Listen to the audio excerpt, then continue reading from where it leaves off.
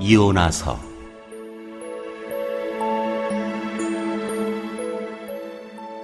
제1장.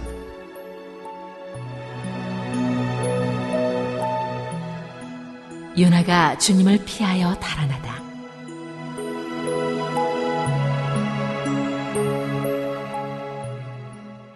주님께서 아미떼의 아들 요나에게 말씀하셨다. 너는 어서 저 큰 성읍 니느웨로 가서 그 성읍에 대고 외쳐라. 그들의 죄악이 내 앞에까지 이르렀다. 그러나 요나는 주님의 낯을 피하여 스페인으로 도망가려고 길을 떠나 욥바로 내려갔다. 마침 스페인으로 떠나는 배를 만나 뱃삭을 내고 사람들과 함께 그 배를 탔다. 주님의 낯을 피하여 스페인으로 갈 셈이었다. 주님께서 바다 위로 큰 바람을 보내시니 바다에 태풍이 일어나서 배가 거의 부서지게 되었다. 뱃사람들은 두려움에 사로잡혀 저마다 저희 신들에게 부르짖고 저희들이 탄 배를 가볍게 하려고 배 안에 실은 짐을 바다에 내던졌다.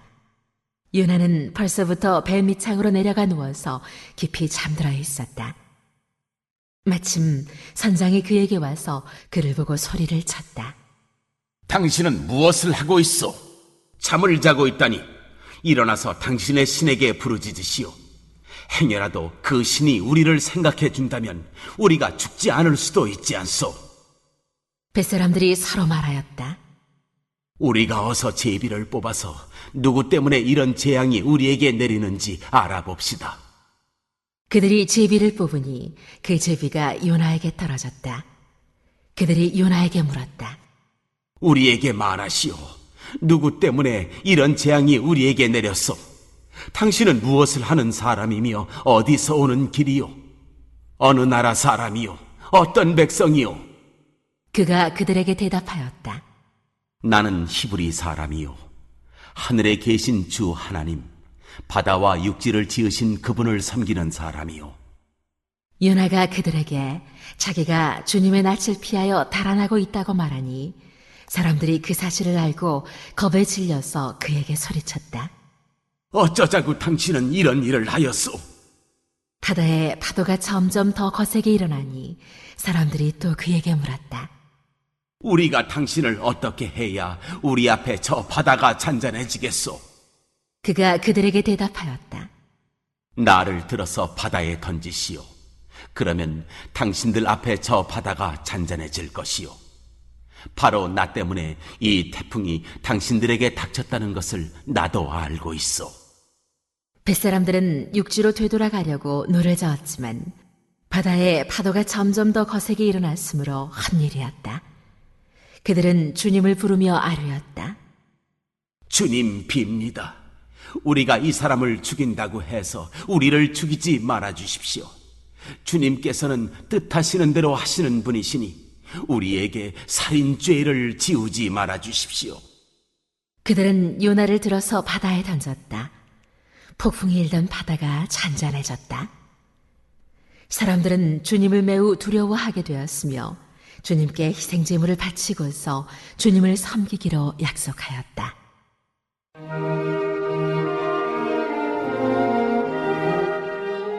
요나의 기도.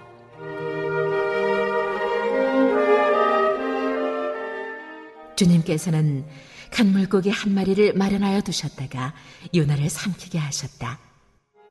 요나는 사흘 밤낮을 그 물고기 뱃속에서 지냈다.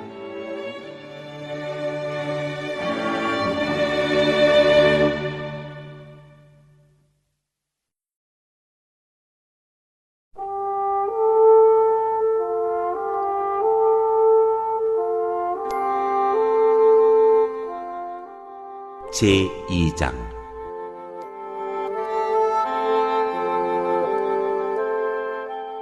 요나가 물고기 뱃속에서 주 하나님께 기도드리며 아뢰었다. 내가 고통스러울 때 주님께 불러 아뢰었더니 주님께서 내게 응답하셨습니다. 내가 수월 한가운데서 살려달라고 외쳤더니 주님께서 나의 호소를 들어주셨습니다. 주님께서 나를 바다 한가운데 깊음 속으로 던지셨으므로 큰 물결이 나를 에워싸고 주님의 파도와 큰 물결이 내 위에 넘쳤습니다. 내가 주님께 아뢰기를 주님의 눈앞에서 쫓겨났어도 내가 반드시 주님 계신 성전을 다시 바라보겠습니다 하였습니다. 물이 나를 두르기를 영혼까지 하였으며 기품이 나를 에워쌌고 바다풀이 내 머리를 휘감았습니다. 나는 땅속 맷뿌리까지 내려갔습니다. 땅이 빗장을 질러 나를 영영 가두어 놓으려 했습니다만 주 나의 하나님 주님께서 그 구덩이 속에서 내 생명을 건져주셨습니다. 내 목숨이 힘없이 꺼져갈 때 내가 주님을 기억하였더니 나의 기도가 주님께 이르렀으며 주님 계신 성전에까지 이르렀습니다. 헛된 우상을 섬기는 자들은 주님께서 베풀어 주신 은혜를 저버립니다. 그러나 나는 감사의 노래를 부르며 주님께 희생 제물을 바치겠습니다. 서운한 것은 무엇이든지 지키겠습니다. 구원은 오직 주님에게서만 옵니다. 주님께서 그 물고기에게 명하시니 물고기가 요나를 못에다가 뱉어냈다.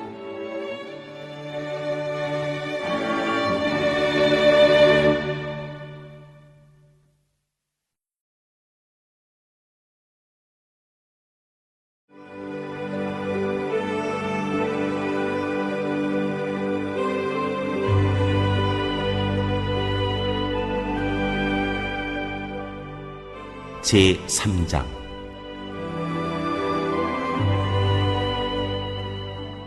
니느웨 사람들의 회개.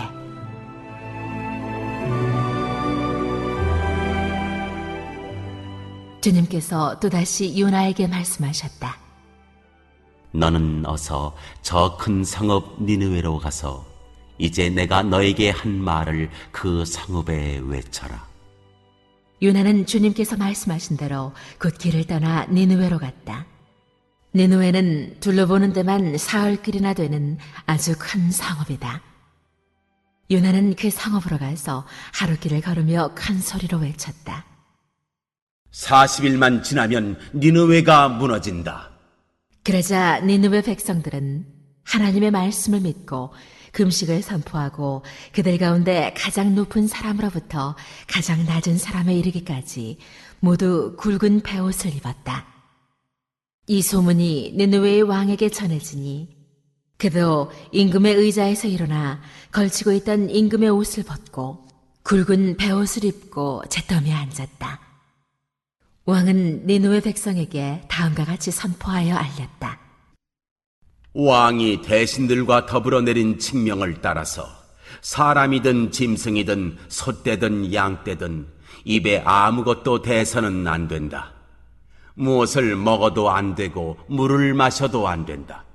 사람이든 짐승이든 모두 굵은 베옷만을 걸치고 하나님께 힘껏 부르짖어라. 저마다 자기가 가던 나쁜 길에서 돌이키고 힘이 있다고 휘두르던 폭력을 그쳐라. 하나님께서 마음을 돌리고 노여움을 푸실지 누가 아느냐? 그러면 우리가 멸망하지 않을 수도 있다.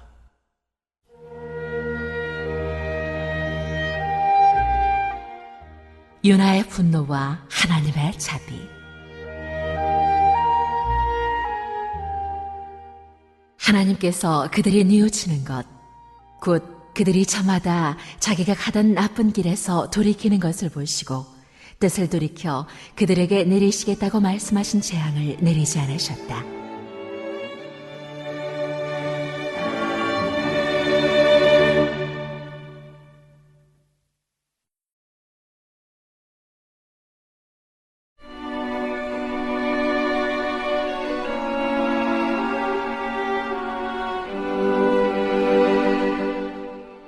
제4장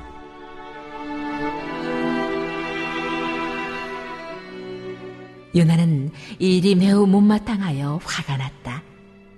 그는 주님께 기도하며 아뢰었다.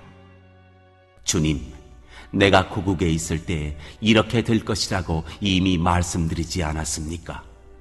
내가 서둘러 스페인으로 달아났던 것도 바로 이것 때문입니다. 하나님은 은혜로우시며 자비로우시며 좀처럼 노하지 않으시며 사랑이 한없는 분이셔서 내리시려던 재앙마저 거두실 것임을 내가 알고 있었기 때문입니다. 주님, 이제는 제발 내 목숨을 나에게서 거두어 주십시오. 이렇게 사느니 차라리 죽는 것이 낫겠습니다. 주님께서는 내가 화를 내는 것이 옳으냐 하고 책망하셨다. 요나는 그 성읍에서 빠져나와 그 성읍 동쪽으로 가서 머물렀다. 그는 거기에다 초막을 짓고 그 그늘 아래에 앉았다. 그 성읍이 어찌 되는가를 볼 셈이었다. 주 하나님이 박넝쿨을 마련하셨다.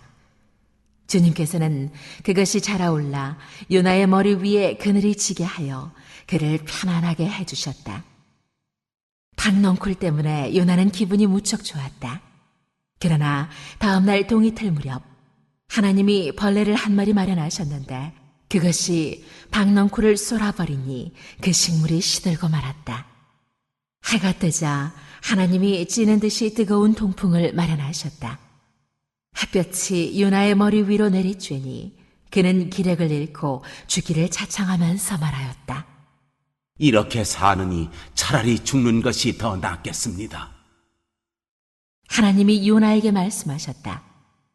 박넝쿨이 죽었다고 내가 이렇게 화를 내는 것이 옳으냐? 요나가 대답하였다. 옳다뿐이겠습니까? 저는 화가 나서 죽겠습니다. 주님께서 말씀하셨다.